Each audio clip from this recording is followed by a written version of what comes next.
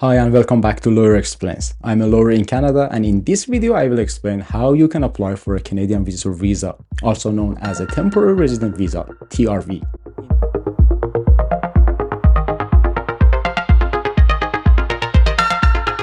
In this video, you will see what a visitor visa is and who needs it to come to Canada, the requirements for obtaining a visitor visa, the 3 steps to apply for a visitor visa, the documents you need to apply, how to apply online, and lastly, how to provide biometrics as a part of your application. What a visitor visa is and who needs one.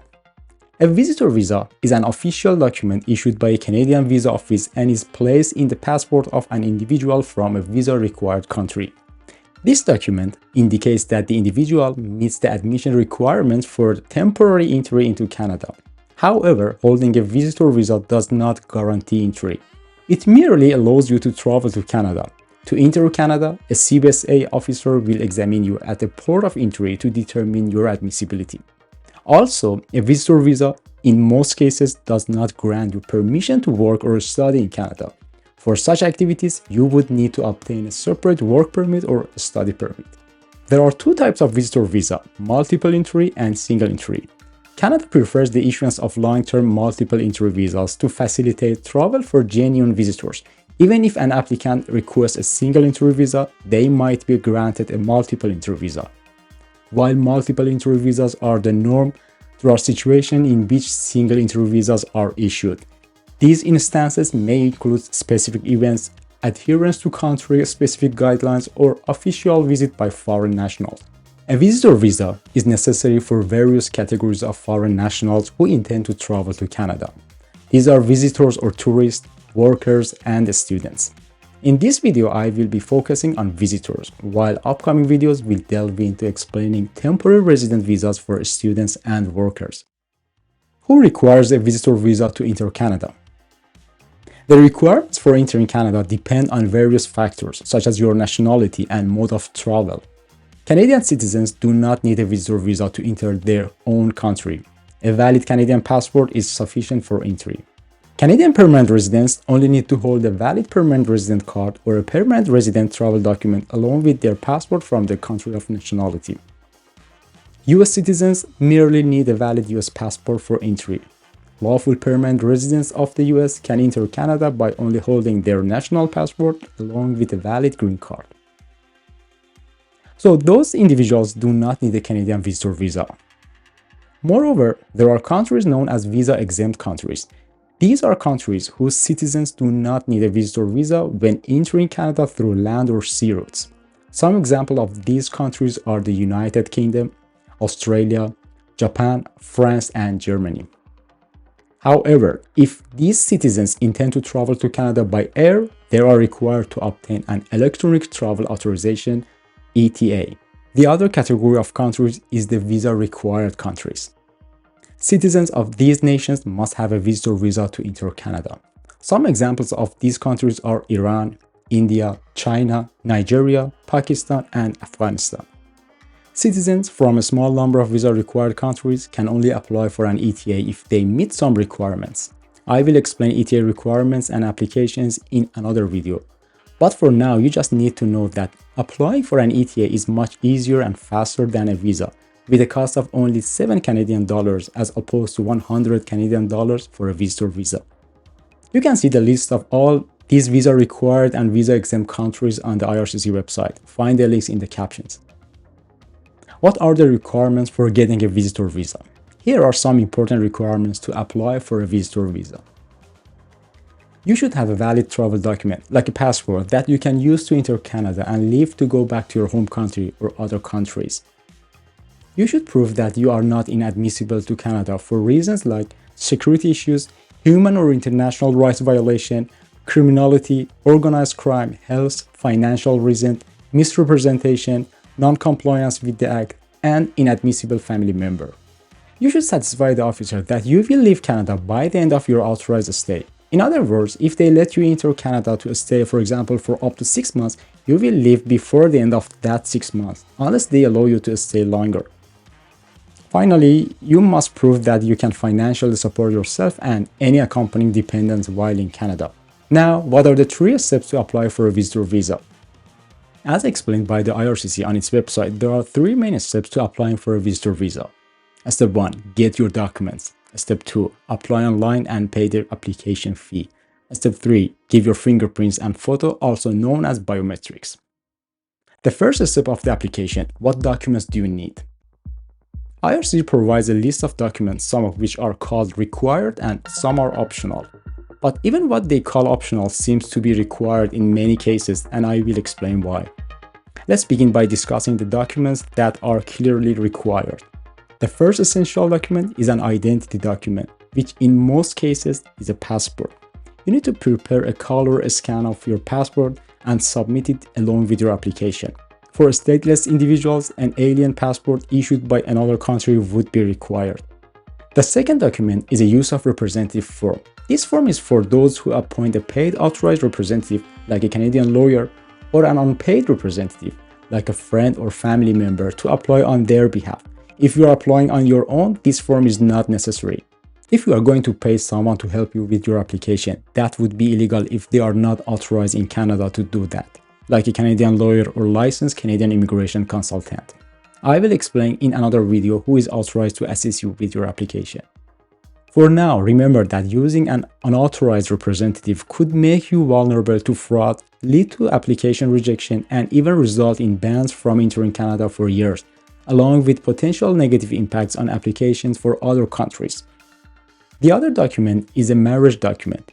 If you are traveling with your spouse or they are already in Canada and you want to join them, you will need to include a scan of your marriage document to prove your relationship. For common law partners, a statutory declaration of common law union can serve as evidence. If you are in a common law relationship, you can prove this by providing documents such as joint bank accounts, credit cards, share home ownership, residential leases, rental receipts, utilities, joint household expense management, proof of joint purchases, especially for household items, and mail address to either or both individuals at the same address. Finally, if a minor child is applying to visit Canada without both parents, such as a child traveling alone, accompanying only one parent, or traveling with a friend or other family members, certain documents must be included in the application to show that the minor child is allowed to travel to Canada in such circumstances. This might include a letter from parents, adoption papers, or custody decree. Besides these documents, answering all application questions completely and truthfully is crucial. Some of these questions are part of specific forms you need to download, fill out, and then upload when applying. Others can be found on the IRCC portal where you can answer them directly. Now let's see the documents that IRCC considers optional. The first one is a travel history. This is a document that shows you previously traveled to other countries. If you have one, like other countries' visas or stamps in your current or even previous passports, or any work or study permits issued by Canada or other countries, even if they are expired, please submit a clear scan of them with your visa application. Why you should do that? Under Canadian immigration law, when an individual applies to temporarily come to Canada like as a tourist, a student, or worker, that individual must satisfy the immigration officer that they will leave Canada by the end of their authorized period of stay. Of course, everyone tells in their visitor visa application that they will leave Canada by the end of that time. However, the officer will not simply assume that you will keep your promise. You must prove that. One important way to prove that they can trust you is to show them that you previously traveled to other countries like European countries and then returned to your home country without any problem. In fact, it might not be a bad idea to make real travel history for yourself before applying to come to Canada by, for example, first traveling to some other countries, especially your neighboring countries or European ones. However, having a travel history is just one factor in your application. There are lots of people who have several travel histories and still their applications were rejected. And there are lots of people whose applications were accepted without having any travel history. What matters is your entire application package. But again, travel history could be an important part of that package. The second optional document is an itinerary, which means what will you be doing in Canada and what are your plans for visiting Canada. Are the plans well thought of or are they frivolous? You do not necessarily need to have a detailed plan, but you should normally have some ideas of what will you be doing in Canada. This is where you need to say how long you will be staying in Canada. It's important that the length of your trip be reasonable and practical. So you cannot normally say, I'm going to stay in Canada as a tourist for 6 months. The other optional document is the bank account statement. As I said, you need to prove that you have enough available funds for your stay in Canada. How can you show that? Bank account statements. You need to submit at least 6 months of your account details to prove that it's really your money and that you have not borrowed it from someone else. The amount of money required depends on various factors, including the length of your stay, your purpose for visiting Canada, the number of accompanying family members, and your accommodation plan. Where would you stay? At a hotel or at your brother's house? Moreover, you can also provide any documents that shows you have other assets like real estate property or vehicles. But I think the most important document here still is the bank account statement. Because money needs to be available and you cannot easily sell your house whenever you want to pay for your costs in Canada. The other optional document is a letter of invitation.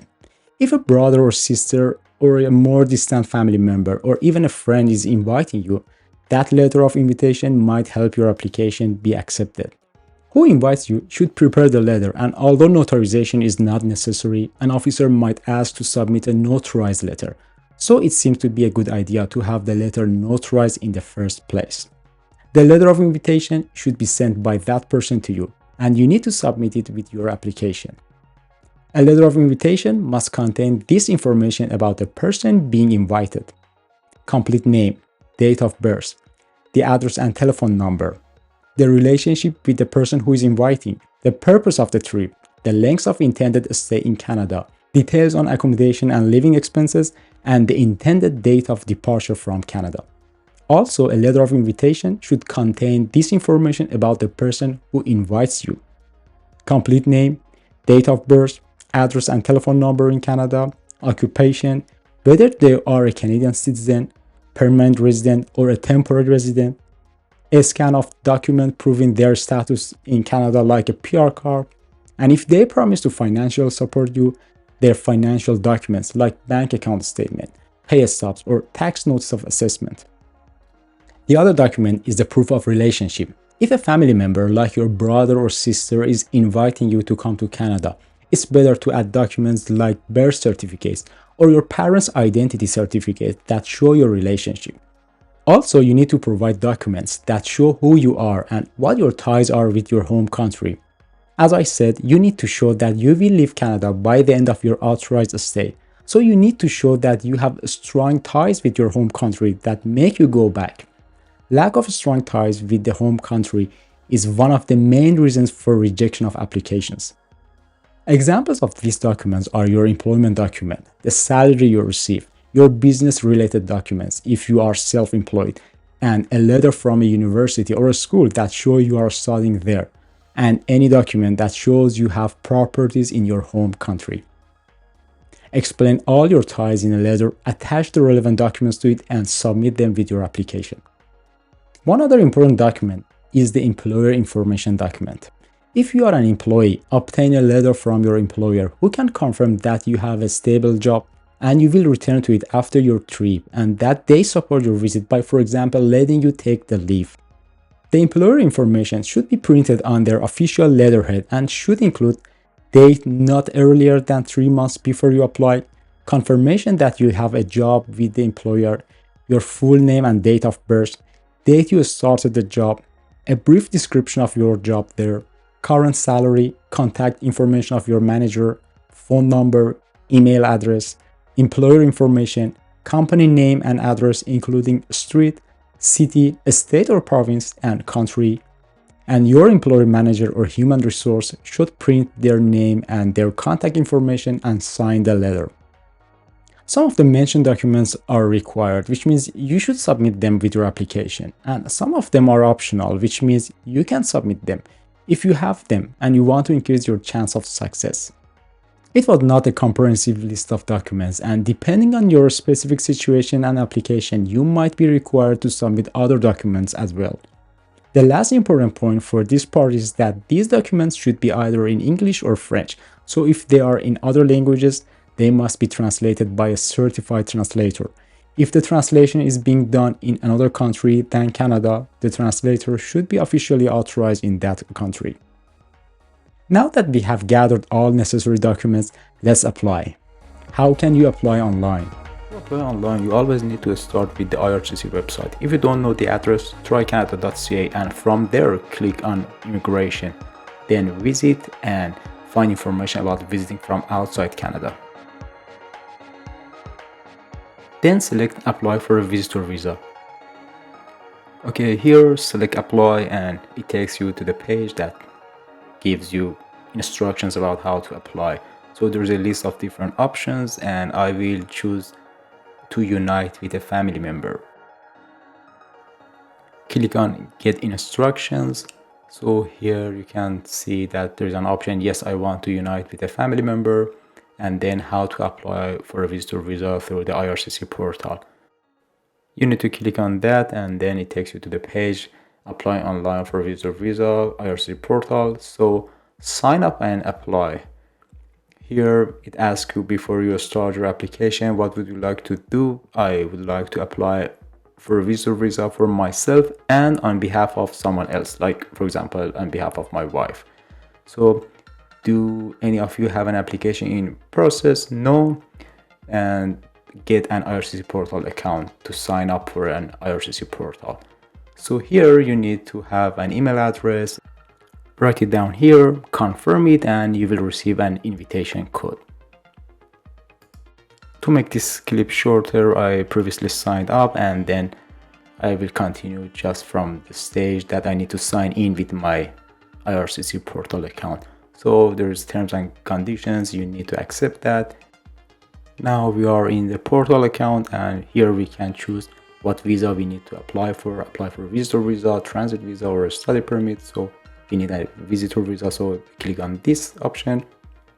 Here it's a simple instruction about how to apply. Make sure you're eligible for that visa, have these items including your passport and a credit card to pay the application fee, and follow these steps to complete the application. Please read them carefully and make sure you follow all the steps and you have all the required documents, especially your passport, credit card to pay for the application fee, and you need to answer all the questions in the application. You can review your answers. You will then have an opportunity to upload your documents to support your application and pay the application fee. You need to acknowledge that you have read and understand the above information.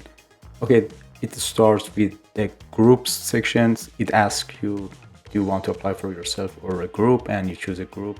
So what kind of group? I choose family group because imagine I'm gonna apply for myself and my wife and probably my child, so I will name it test family. You can name it whatever you like. Then manage group, so it's the first application for first individual. You can continue with the action or continue with the application here to fill out the forms and answer the questions about yourself. Okay, first question, what do you want to apply? I want to apply for a visitor visa. And then why do you need a visa? So there are lots of questions here. You can choose the answer that fits your situation. So for me, it's I'm gonna visit my brother or sister, so I chose that option. Here is a super important question. Tell us more about what you will do in Canada. So you basically need to tell them about your purpose of travel. Why do you want to go to Canada? What's your plan? And what do you want to do there? You just have 500 characters, so choose your word wisely and tell them exactly what's your purpose of travel and why do you want to go to Canada. What's the details of your plan? Who invited you there and who do you want to see there? Then you need to tell them your date of entry to Canada and the date you will leave Canada. So make sure that it matches your plan.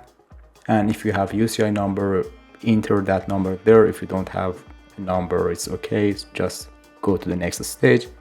Based on what you have told them so far, they will provide other instructions, the document you need to provide, the information you need to enter. So make sure you read all of them carefully. Go to the next stage. Here it's about representative. Are you applying on behalf of someone else or not? So Choose the correct answer here and go to the next page. Here you need to answer about the travel document you use, mostly your passport. So first tell them your complete name and gender, whatever you identify as, male, female, a noun or another. And then type of travel document. Most people need to choose regular passport unless they are diplomats or they matches other options. Check your passport, which country issued your passport, what's your nationality, and what's your travel document number, date of expiry of your travel document or passport, and other necessary information. Be very careful about your passport expiry date. Your visa expiry date will not be beyond your passport expiry date even if you are eligible for a 5-year visa, so you will not receive one if your passport will be expired in 1 year.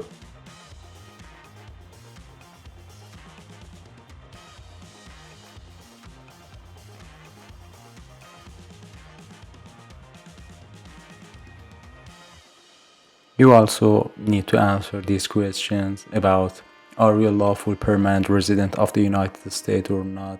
Have you held a Canadian visitor visa in the past 10 years? Do you currently hold a valid US non-immigration visa? Are you traveling to Canada by air? And then continue to the next page, which is about your citizenship. So answer these questions as well. Then go to the next page. It's about whether you have national identity document or not, and answer this question as well. The next page is about the name you used in the past. If you have used any name in the past, you need to provide those names and relevant information here. If you have not, okay, continue to the next page. The next page is about your contact information, and you need to answer them correctly and completely. Here you need to provide them with the information about your current country or territory of residence, as well as any country you have lived in during the past 5 years for at least 6 months.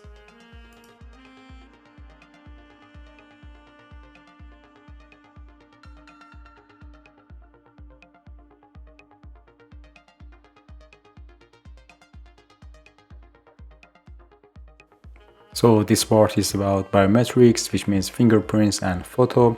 You need to check the status of your biometrics to make sure if you are expired or valid. Normally biometrics are valid for 10 years.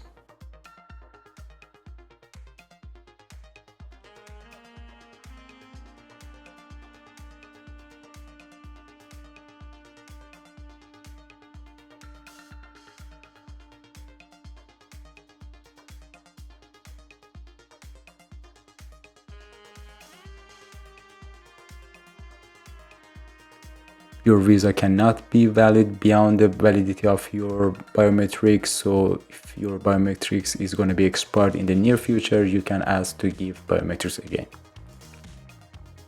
This page is about who has invited you to come to Canada, their full name, their relationship to you, mailing address in Canada, email address, and necessary information. The other page is about your finances, how you can financially support your stay in Canada. So you need to provide them with the amount of money you have for your travel, and tell them if someone else going to financially support your stay in Canada or not.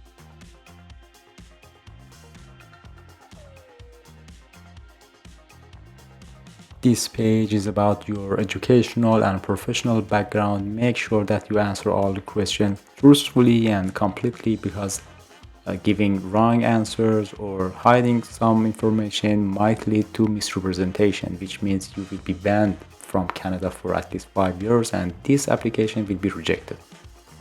Travel history is the other important part of your application, so let them know if you have traveled to other countries during at least 5 years ago. And another important part is this page. Let them know if you have ever stayed in Canada beyond the validity of your status, or work in Canada without a work permit, or study in Canada without the necessary permit, or if your application was rejected by Canada or other countries. Again, make sure that you will answer all these questions completely and truthfully. Otherwise, your application might be rejected and you might even be banned from coming to Canada for 5 years. This page is about any criminality or security background you might have, Have you ever committed any crime? Have you ever been arrested for any crime? These are two different things. Have you ever been charged for any crime? Or have you ever been convicted for any crime? So these are 4 different things, and you need to answer all these 4 questions separately.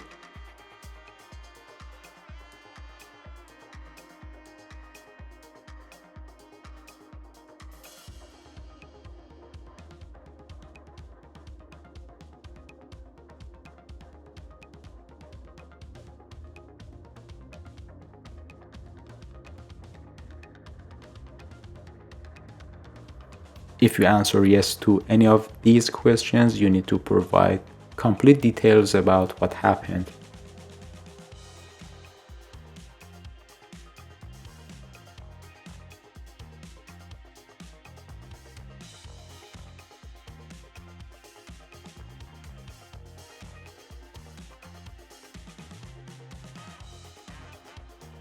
The next page is about medical background questions. Have you had a medical exam performed by an IRCC authorized panel physician? So answer this question and other medical background questions as well.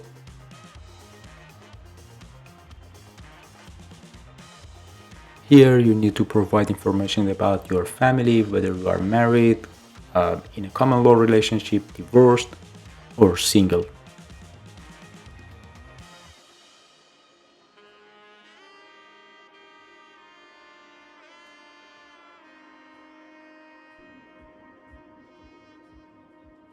Answer these questions about your children if you have any.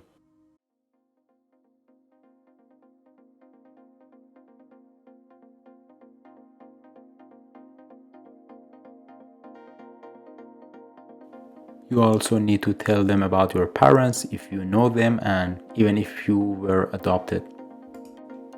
What's your mother tongue, and can you communicate in English or French, and what language do you want them to use to contact you? Make sure your contact information like email and telephone number is correct. And here you can find a summary of your information. You can review them and correct your answer if you need, and you can change your answers.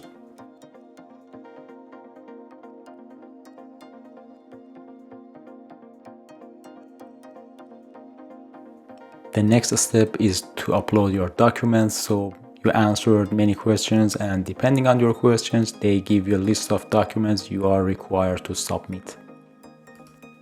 Make sure you know the format and the size limit of the documents you are going to upload.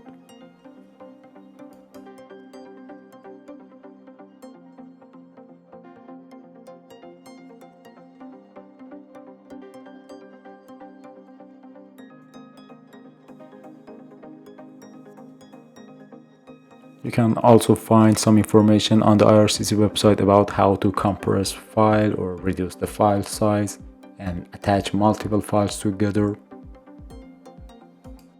And here is the list of documents that I need to upload for my application.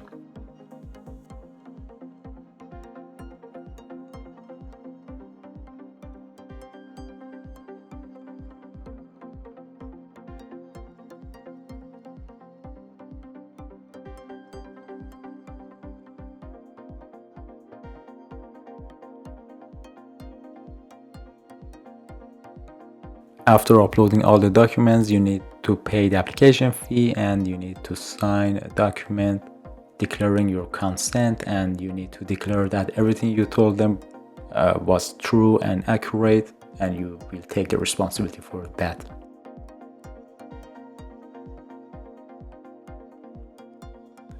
Then you can return to the group table where you made a group and add another application, this time for your wife or your child. And here, by adding another member, you can start another application for your family member, like your wife or children. If you enjoyed this video, please give it a like. It really helps the channel, and hit the subscribe button. Also, please hit the bell icon to be notified whenever I release a new video. And I would love to hear from you in the comments if you have any experience applying for a visitor visa. Thank you so much for tuning in. I'm Hamid Reza, and I will see you next time.